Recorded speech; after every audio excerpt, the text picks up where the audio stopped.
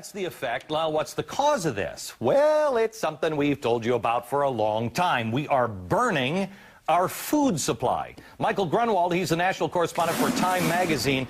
I have to tell you, Michael, when you have global food prices going up in the last year, 83%, I'm sorry, over the last 3 years, 83% increase in global food prices, you have a problem. One of the problems is ethanol. You want to explain? Sure, and it's biofuels in general. I mean, as you mentioned, there are other parts of the problem. You know, gas prices are skyrocketing, and you know, there's been some weird weather. But at least a third of the problem probably is the fact that farmers around the world, and particularly in the United States, are growing fuel instead of food. And that's Michael, as you mentioned, supply and demand. When you increase the demand, the price is going to go up. All right, but let's put this into context, because this is something that we've been talking about. Before anybody started down this ethanol stuff, we were on this program saying, this is the dumbest thing you could possibly do. Let's not burn through our fuel supply.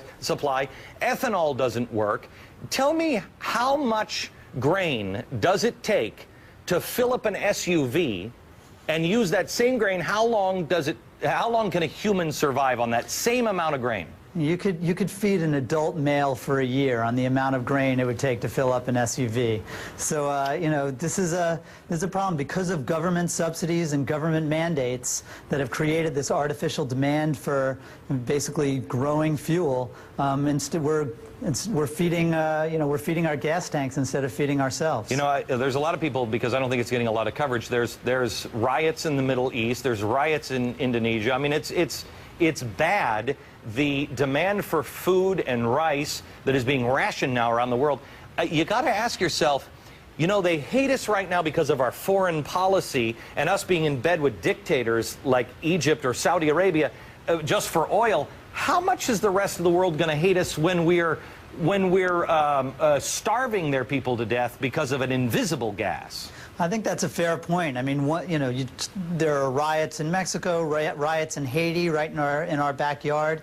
I mean, you talk about a place like Pakistan, which already as if it wasn't unstable enough. The rising food prices there have added to that instability, and as we found out, when Pakistan gets unstable, we can feel it here in the United States. Just give me one last piece here. The government is currently paying, in our tax dollars, $1.8 billion a year to stop farmers from farming on good land for environmental reasons.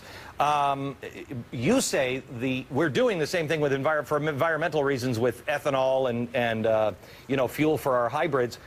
You actually say that all of this stuff is making the environment much, much worse. Yeah, almost all of it. I think, deforestation right now is about 20% of our carbon emissions. And the sort of long story short is that when you create this artificial demand for grain, people are going to grow more grain, and they're not going to grow it in parking lots.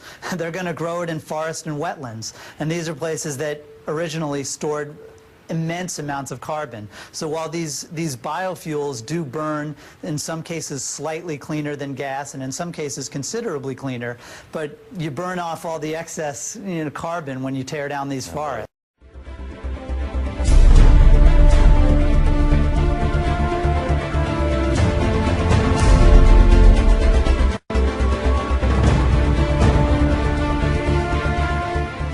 Centers nearby, and upon checking out, the gal asked me what I was doing with so much food, and I said, there's an economic collapse coming to this country. Plan now. And she laughed. She actually thought that was funny. Here's the point. There are people out there that we can't help and don't want to help themselves. But as for the rest of us, buy storable food now. It remains cheap at this very moment in time, despite the meteoric rise in price of wheat, up 54% since June. Sugar's up 114%, and corn is up 79%, along with most other commodities, including silver. Buy food now for storage. This instant. Go tonight, tomorrow. Buy food in any amount you are able to buy it. Just as silver was cheap 1 year ago at $14.32 an ounce, food is cheap today compared to what it will cost 1 year hence, and perhaps much, much sooner. For 30 years, eFoods Global has been perfecting the process by which we make our food reserves. We start by using only the finest sun-ripened and fresh produce grown and harvested following the Good Agricultural Practices guidelines. Not only are our ingredients GAP certified, but we carefully test them for chemical and microbial contaminants like Salmonella and E. coli before the approved ingredients are blended into our exclusive recipes following strict quality control standards established and audited by the U.S. Department of Agriculture. These ingredients are cholesterol-free and contain no trans fats, no hydrogenated oils, and no MSG. At eFoods Global, we do not freeze-dry our food because the freeze-drying process removes moisture and infuses chemicals into the food to prolong the shelf life. All of our ingredients are dehydrated only using low heat, and no chemical preservatives are ever added. Our dehydration process naturally preserves the food so that upwards of 92% of the nutritional value remains intact. These quality ingredients are then packaged in moisture-resistant, light-resistant, proprietary assurance packaging that is flushed with carbon dioxide to prevent oxidation and guarantee longer shelf life and quality before sealing the package. Finally, we date stamp the outside of the package the day we prepare the food reserves, so you know you're getting fresh food reserves. eFoods Global Reserves, when properly stored, maintain their flavor and quality for up to 25 years.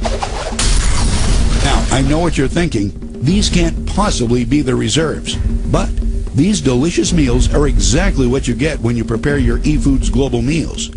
And none of these meals require more than a pot of boiling water, the contents of a package, and 10 to 20 minutes. Pretty soon, you are going to select some of these delicious meals to try for yourself for free. That's a great opportunity. Let's talk about some other opportunities eFoods Global has to offer you. Do you have any food reserves in your home right now? How long could you provide food for your family if the food supply was cut off? A month? A week? 3 days? Wouldn't you feel better if you had the necessary reserves? Have you ever noticed that the more advanced we get, the less prepared we are? Many things that defined life only 100 years ago are so convenient today that we don't really think about what would happen if that convenience were gone. Consider how we get our food. We just go down to the grocery store and grab a few things. But what if something happened that interrupted the food supply to the store? How long would it take for the shelves to be wiped out? What would you do? How long could you and your family survive? You know, for all the other important things in our lives, we have a variety of professionals, from mechanics to doctors, to help cover our bases. Why don't we also have a food professional? Food is our greatest dependency. Yet most of us find ourselves unprepared for the uncertainties that lie ahead. Why take chances? Why not do something about it? You've already taken the first step. Keep moving forward with this tour, and we can help you put a plan together and even show you how to get your food for free.